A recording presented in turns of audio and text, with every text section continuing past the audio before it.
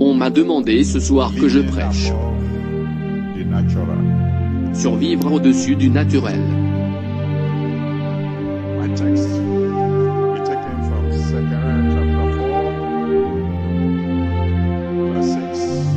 Mon texte sera pris du livre de Zacharie chapitre 4 verset 6.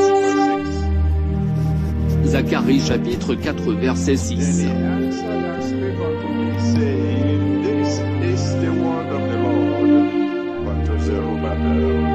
Alors il reprit et me dit, c'est ici la parole que l'Éternel adresse à Zorobabel. Ce n'est ni par la puissance, ni par la force, mais c'est par mon esprit, dit l'Éternel des armées.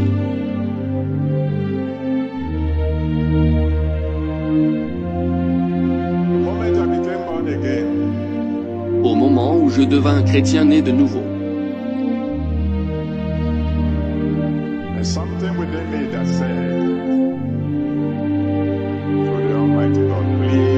il y avait quelque chose en moi qui disait au Dieu Tout-Puissant, s'il vous plaît, ingénieur de son, il y a des gens loin à ma droite. Ils ont besoin de vous.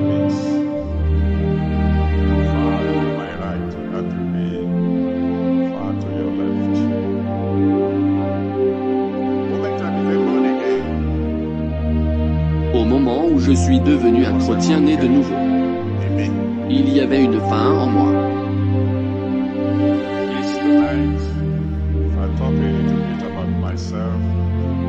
S'il vous plaît, si ce soir je parle un peu plus de moi dans ma prédication, ce n'est pas pour me présenter comme quelqu'un d'extraordinaire.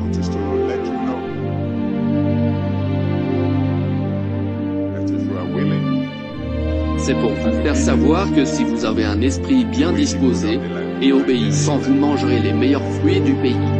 Puis-je avoir un amen? Je me prendrai moi-même comme exemple pour que vous soyez en mesure d'aller à Dieu et lui dire, je sais que tu ne fais exception de personne. Donc tout ce que tu as fait pour l'un de nous, tu peux le faire pour un autre.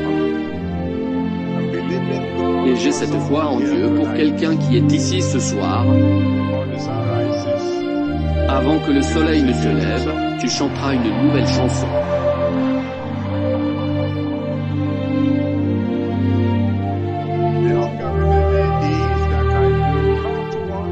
La fin qui était en moi est que je ne voulais pas être un chrétien ordinaire. Je ne voulais pas.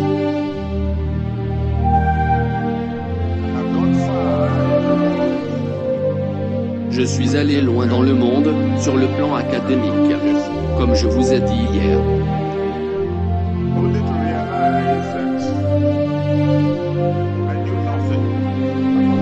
Juste pour me rendre compte que je ne savais rien de Dieu. Donc quand je suis devenu né de nouveau, la pendule est passée d'un extrême à un autre. Je voulais tout ce que je pouvais obtenir de Dieu.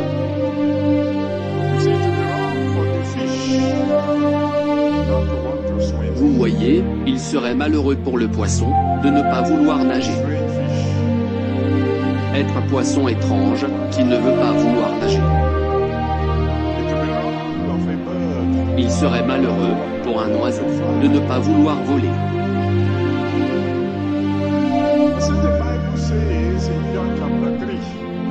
La Bible dit, dans Jean chapitre 3 versets 3 à 6, que quand tu nais de nouveau, tu nais de l'esprit.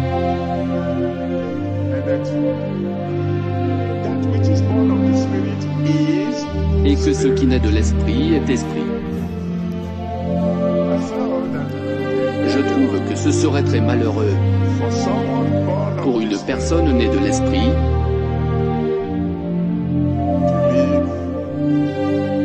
de vivre sous les lois naturelles.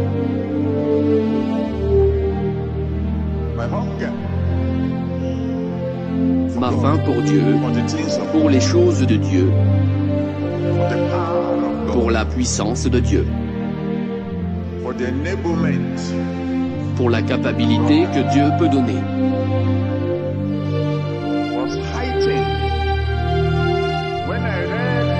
A été accru quand j'ai lu pour la première fois dans 1 Corinthiens chapitre 12 verset 31.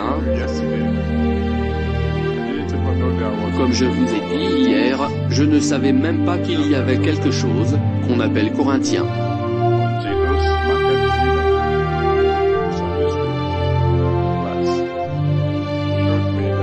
Jusqu'au jour où, ces femmes du marché de l'école de dimanche m'ont montré que je pensais être sage, mais que dans les choses spirituelles, j'étais stupide. C'est alors que j'ai décidé que je devrais étudier la Bible. Je suis alors tombé sur 1 Corinthiens 12 verset 31, où il est écrit: convoitez sincèrement les dons les meilleurs. Le Dieu Tout-Puissant qui dit de ne pas convoiter dit qu'il y a une exception à cette règle. En ce qui concerne les dons de Dieu, vous pouvez convoiter autant que vous le voulez. Ça, c'est merveilleux.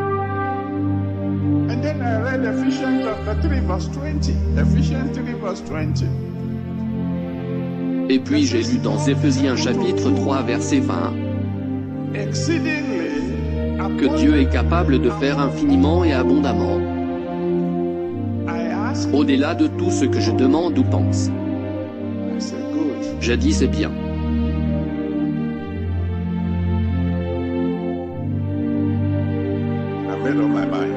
J'ai donc décidé que, premièrement, je veux être capable d'entendre Dieu. Je veux être capable d'entendre Dieu parce que la Bible dit dans Apocalypse chapitre 2 verset 7, Apocalypse 2 verset 7, que celui qui a des oreilles entende ce que l'Esprit dit à l'Église. Ce qui me dit qu'il est possible d'entendre de Dieu.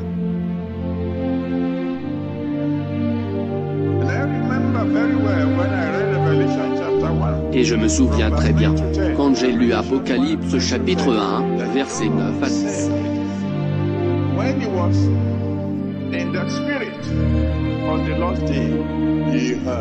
Jean a dit, quand il était dans l'esprit, le jour du Seigneur, il entendit. Il a entendu certaines choses.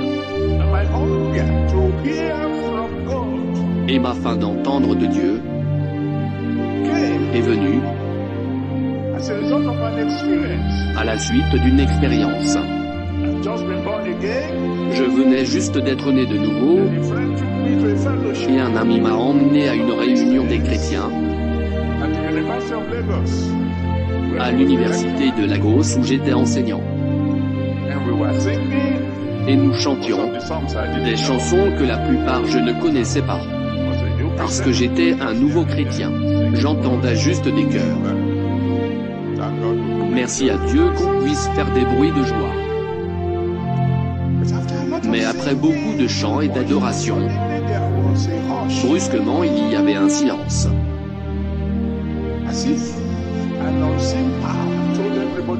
Comme si une puissance invisible disait à tout le monde de garder le silence. Et quelqu'un commença à prophétiser. Ainsi parle le Seigneur. Et il continua. Et j'ai touché la personne qui m'a emmené là-bas. Quand est-ce que le Seigneur a-t-il dit ça? Il me dit, chut. Et je dis, je n'entends rien. Il me dit, garde le silence.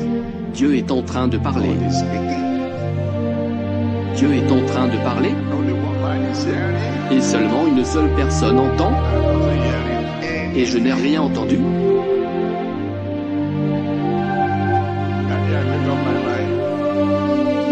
Depuis ce jour, j'ai décidé que moi aussi, je vais entendre du Seigneur. Et je prie pour quelqu'un qui est ici ce soir. Je prie pour quelqu'un ici ce soir. Avant que le soleil ne se lève demain, tu entendras de Dieu.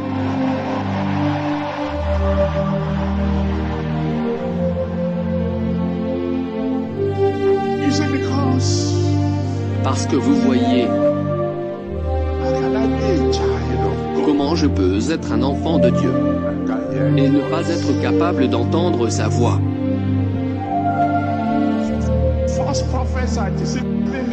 Les faux prophètes sont en train de décevoir le monde. Et ils déçoivent les gens qui ne peuvent pas entendre pour eux-mêmes. Parce qu'ils ne peuvent pas entendre pour eux-mêmes.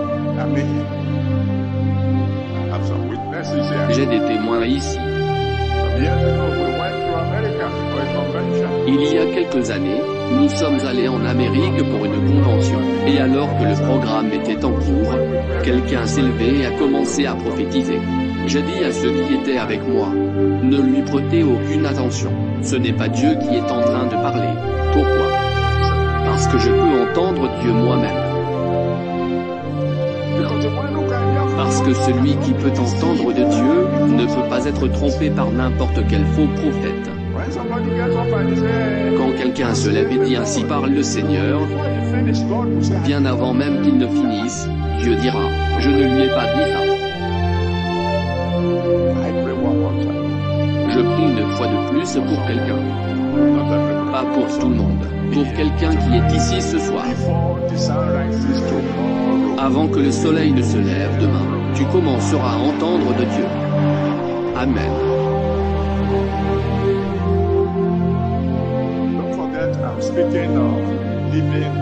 N'oubliez pas, je suis en train de prêcher sur vivre au-dessus du naturel.